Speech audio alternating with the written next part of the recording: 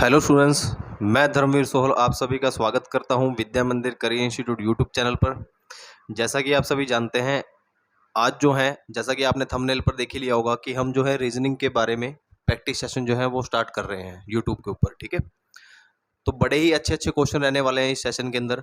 और यकीन मानिए स्टूडेंट्स, आपको यहाँ से प्रैक्टिस करके जरूर आगामी एग्जाम के लिए बहुत फ़ायदा होने वाला है। ठीक है, तो जैसा कि आप देख पा रहे हो, फर्स्ट क्वेश्चन है हमारे पास, ये रहेगा ब्लड रिलेशन से। तो क्वेश्चन क्या है, अपने लड़के की तस्वीर की ओर इंगित करते हुए एक पुरुष ने कहा,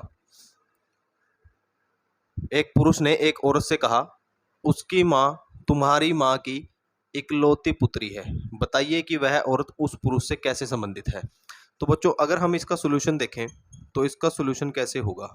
ठीक है, तो देखो, ब्लड रिलेशन के अंदर हमें क्या करना होता है, एक डायग्रामेटिकली एक चार्ट सा बनाना होता है ना, एक चार्ट बनाना होता है जिसकी हेल्प से हम क्या कर देते हैं, रिलेशन को फाइंड आउट कर देते हैं। तो देखो, इसके अंदर आपने क्या करना है, जैसे जैसे स्टेटमेंट के अंदर लिखा हुआ है एक एक लाइन को पढ़ते चले जाओ और उस हिसाब से अपना क्वेश्चन बनाते चले जाओ। देखो, ये कहता है कि अपने लड़के की तस्वीर की ओर इंगित करते हुए एक पुरुष ने कहा, एक पुरुष ने कहा, किसको, एक औरत को, एक पुरुष ने एक औरत से कहा। ठीक है, यानी कि बात कौन कर रहा है बच्चों, पुरुष कर रहा है। बात कौन कर रहा है, पुरुष। और किससे कर रहा है, एक औरत से बात कर रहा है। ठीक है, तो उसने क्या कहा और किसके बारे में बात कर रहा है, ये भी मोस्ट इंपॉर्टेंट है, अपने लड़के के बारे में।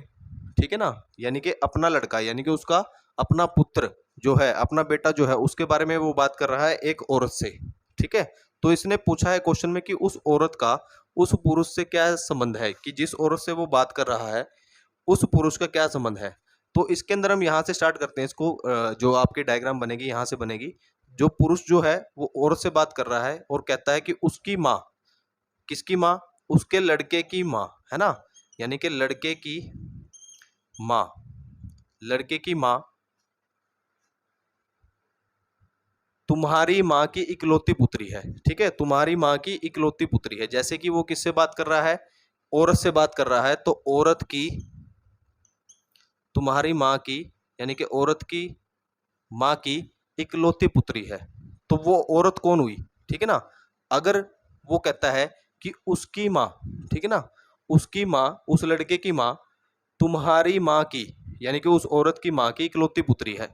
ठीक है, तो ये औरत कौन होगी, ये वाली इसकी माँ होगी, है ना। तो ये औरत कौन है, ये वाली माँ होगी, और इसकी माँ ये है। ठीक है, तभी तो वो क्या होगी बच्चों, इसके अंदर इकलौती पुत्री होगी ना इसकी। ये क्या बनी, इकलौती पुत्री बनी उस लड़के की माँ। देखो, इसने क्या कहा, उसकी माँ तुम्हारी माँ की इकलौती पुत्री है। तो इकलौती पुत्री तो ये औरत ही हुई। ठीक है, तो ये कहता है कि अब यहां से देखो, वो किसके बारे में बात कर रहा है, अपने लड़के से। अगर ये इसका लड़का है तो जो पुरुष है वो क्या होगा, इसका पति होगा, इस औरत का। तो यानी कि वो अपनी पति से, अपनी पत्नी से ही बात कर रहा है, किसके बारे में, अपने लड़के के बारे में। ठीक है ना। तो इसने क्वेश्चन में पूछा है कि उस औरत का उस पुरुष से क्या संबंध हुआ।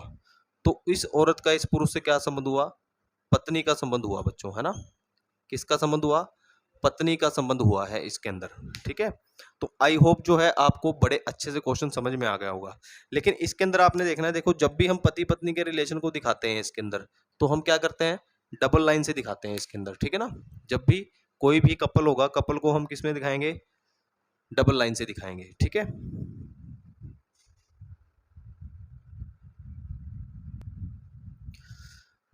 तो बच्चों नेक्स्ट क्वेश्चन है आपके सामने। नेक्स्ट क्वेश्चन हमारा रहेगा सिलोगिज्म से। ठीक है, तो सिलोगिज्म में जैसे आपके पास एक स्टेटमेंट होती है और कुछ कंक्लूजन दिए होते हैं, तो आपने बताना है कि इनमें से कौन सा कंक्लूजन जो है वो सही होगा। जैसे यहाँ पे लिखा है ऑल ए आर बी, अगर हिंदी में इसको हम लिखें तो हम क्या लिख सकते हैं, सभी ए बी है ना, सभी ए बी हैं। हम हिंदी में इसको इस तरह से लिख सकते हैं। फिर ऑल बी आर सी को हम कैसे लिख सकते हैं, सभी बी सी हैं। ठीक है, सभी बी सी हैं। नेक्स्ट हम कैसे कर सकते हैं इसको, जो हमारे पास ये कंक्लूजन है, इसको अगर हम हिंदी में लिखें, कुछ बी सी हैं, इसको हम ऐसे लिख सकते हैं हिंदी में।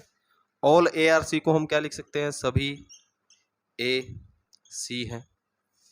सम ए आर नोट सी को हम क्या लिख सकते हैं, कुछ ए सी नहीं है, कुछ ए सी नहीं है, ठीक है। सम बी आर ए को हम क्या लिख सकते हैं, कुछ बी ए है, कुछ बी ए है, ठीक है ना। तो बच्चों बड़ा ही अच्छा क्वेश्चन है, और जो एग्जाम में है, एग्जाम में सिलोगिज्म से एक क्वेश्चन जरूर कहीं ना कहीं पूछा जाता है ना। तो इसके अंदर हमारे पास क्या है, इसके अंदर हमारे पास डिफरेंट डिफरेंट मेथड्स होते हैं बच्चों, है ना। एक तो हम इसको वेन डायग्राम से कर सकते हैं, लेकिन वेन डायग्राम से बच्चों को बहुत ज़्यादा कन्फ्यूजन होती है, तो हम इसको मेथड से करते हैं जिसको हम बोलते हैं 150 मेथड। क्या बोलते हैं बच्चों, 150 मेथड बोलते हैं। तो इस मेथड से हम इसको करने की कोशिश करते हैं। जैसे हमारे पास क्या होता है, सभी ए बी हैं, तो ऑल के केस में, ऑल के केस में हम ए के ऊपर वैल्यू लेते हैं 100 और बी के ऊपर वैल्यू लेते हैं 50, है ना। और सम के केस में हम वैल्यू लेते हैं बच्चों 50-50, इसमें ये कंडीशन होती है। और सम नोट के केस में हम वैल्यू लेते हैं इसके अंदर बच्चों 50-100, ठीक है, ए और बी के ऊपर। जैसे ये ए है, ये बी है, ये ए है, ये बी है, ठीक है। और लास्ट में आता है हमारा नन, यानी कि कोई नहीं। इसमें हम वैल्यू लेते हैं बच्चों इसके अंदर 100, ठीक है, ए और बी के ऊपर। जैसे हमारे पास क्या है, सभी ए बी हैं, सभी ए बी हैं, सभी का मतलब क्या होता है, ऑल।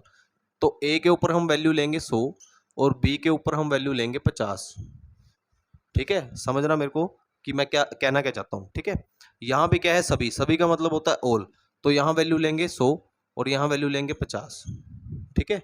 उसके बाद हमने देखना है कि ये स्टेटमेंट कैसी है, ये पॉजिटिव है या नेगेटिव है। ये दोनों स्टेटमेंट जो हैं ये मैंने लिखी है, इधर इंग्लिश में लिखा है, इधर हिंदी में लिखा है। तो all A are B, all B are C, ये कैसी स्टेटमेंट है, पॉजिटिव स्टेटमेंट है बच्चों, है ना। कैसी स्टेटमेंट है, पॉजिटिव स्टेटमेंट है, दोनों की दोनों। तो इसमें होता क्या है, पॉजिटिव स्टेटमेंट कैसी होती है और नेगेटिव स्टेटमेंट कैसी होती है, ये आपको पता होना चाहिए। पॉजिटिव स्टेटमेंट वो होती है जिसमें नहीं, यानी कि नो वर्ड का यूज नहीं होता, इसका मतलब क्या है, वो पॉजिटिव स्टेटमेंट है।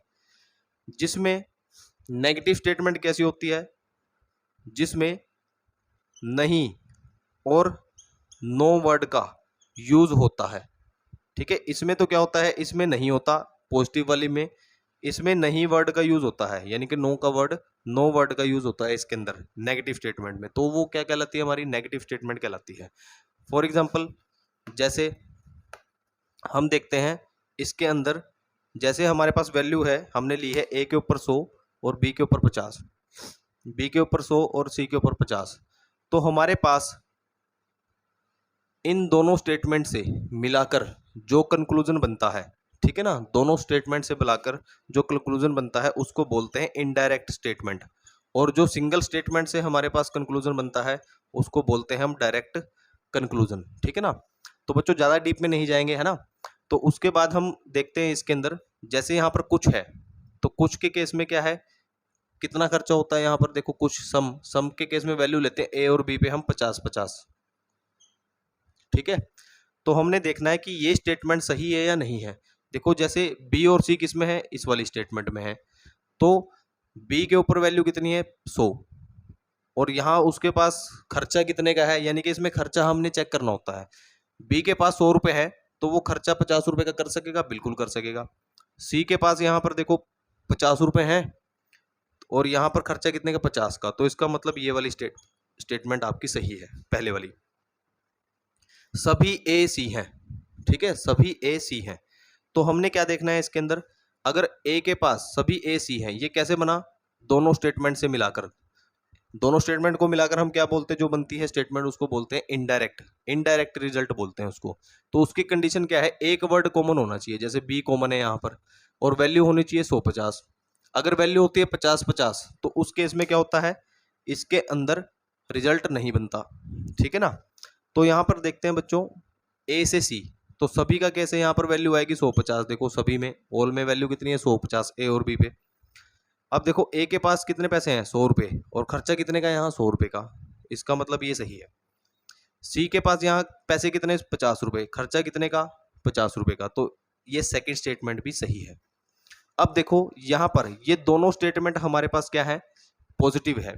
तो आपने एक बात ध्यान से सुननी है कि पॉजिटिव स्टेटमेंट का रिजल्ट कभी भी नेगेटिव नहीं हो सकता। क्या कहा मैंने, पॉजिटिव स्टेटमेंट का रिजल्ट कभी भी नेगेटिव नहीं हो सकता। जैसे यहाँ पर ये स्टेटमेंट कैसी है, नेगेटिव। मैंने अभी आपको बताया था कि जिस भी स्टेटमेंट के अंदर ये नहीं वर्ड आ गया तो इसका मतलब क्या है, वो आपकी नेगेटिव स्टेटमेंट है। और पॉजिटिव स्टेटमेंट का रिजल्ट कभी भी नेगेटिव नहीं हो सकता, तो इसका मतलब क्या है, हमारा ये वाला रिजल्ट जो है वो गलत है। ठीक है, कुछ भी ए है तो कुछ के केस में, सम के केस में वैल्यू आती है 50-50। अब बी से ए किससे बनाए, ये डायरेक्ट स्टेटमेंट से। ये देखो ए यहाँ है, बी यहाँ है, तो बी के पास खर्चा कितने का, 50 का। एक्चुअल में कितने पैसे उसके पास, 50 रुपए। ए के पास पैसे कितने, 100 रुपए। ए के पास खर्चा कितने का, 50 रुपए का। तो इसका मतलब ये सही है। तो इसमें जो हमारी स्टेटमेंट होगी, पहली, दूसरी और चौथी स्टेटमेंट सही होगी, और तीसरी स्टेटमेंट जो है वो क्या होगी, गलत होगी इसके अंदर। ठीक है,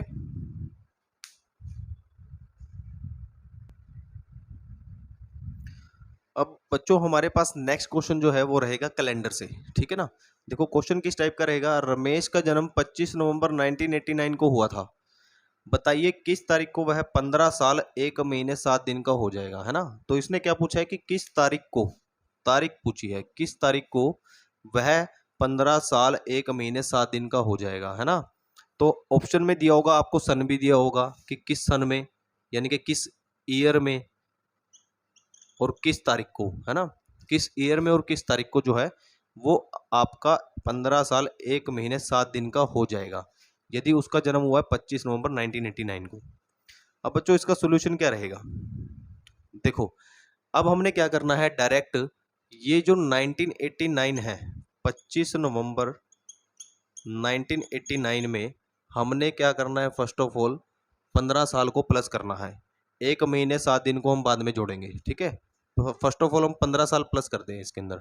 अगर हम यहाँ पर 15 साल प्लस करते हैं 1989 में, तो हमारा दिन आ जाता है बच्चों 25 नवंबर, 15 साल प्लस कर दिए तो आ जाएगा 2004।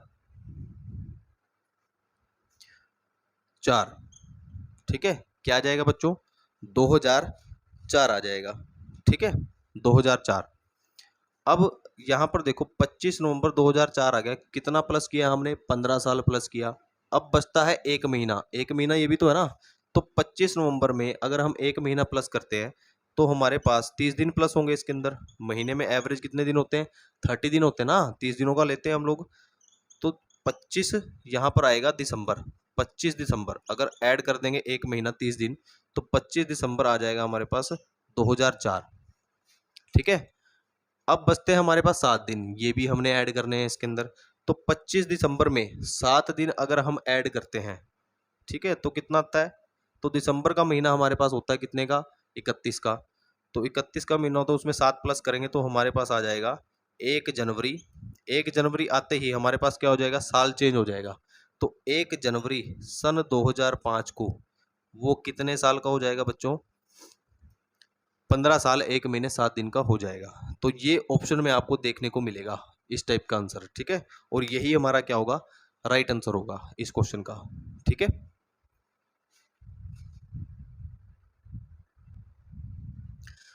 अब स्टूडेंट्स नेक्स्ट क्वेश्चन आपके सामने है। नेक्स्ट क्वेश्चन है हमारा रैंकिंग से। ठीक है, रैंकिंग से, किसी पंक्ति में ए का ऊपर से 7वां स्थान है तथा बी का ऊपर से 15वां और नीचे से 21वां स्थान है। ए का नीचे से कौन सा स्थान है, ये आपने बताना है इस क्वेश्चन के अंदर। तो इसका सोल्यूशन क्या रहेगा स्टूडेंट्स हमारे पास, देखो जैसे जैसे स्टेटमेंट में उसने बोला है ना, तो वैसे वैसे हम करते चले जाएंगे इसके अंदर। देखो पंक्ति में ए का ऊपर से यानी कि है ना, ऊपर से कौन सा स्थान हुआ यहाँ पर, ए का ये हुआ 7वां स्थान, है ना।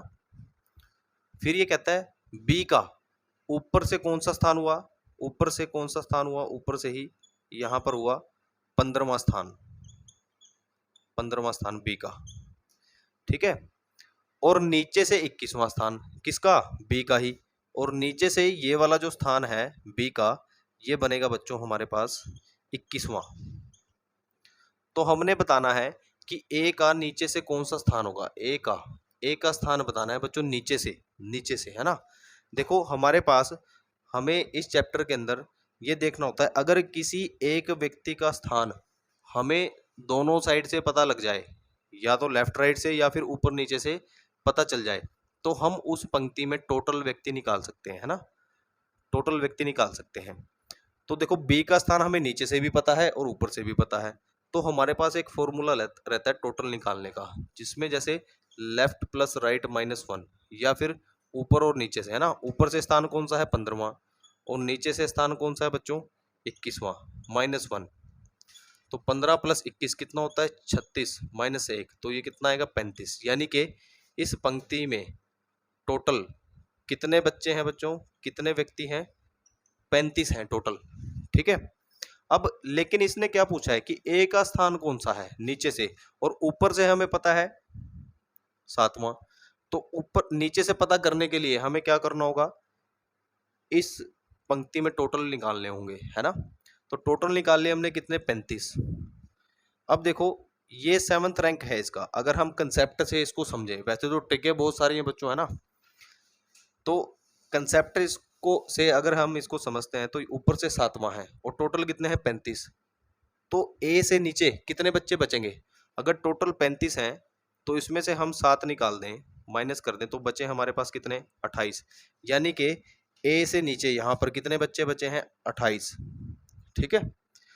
और अगर नीचे से काउंट करें तो ए का स्थान कौन सा आएगा, अब ए से पहले यहाँ तक कितने बच्चे हैं 28, और ए का स्थान कौन सा काउंट होगा 28 से एक प्लस लेना पड़ेगा हमें 29, क्योंकि ए से पहले कितने बच्चे हैं 28, तो एक प्लस लेंगे तो यहाँ पर ए का स्थान नीचे से कौन सा आएगा बच्चों 29, तो 29th जो है ए का स्थान आएगा। ठीक है।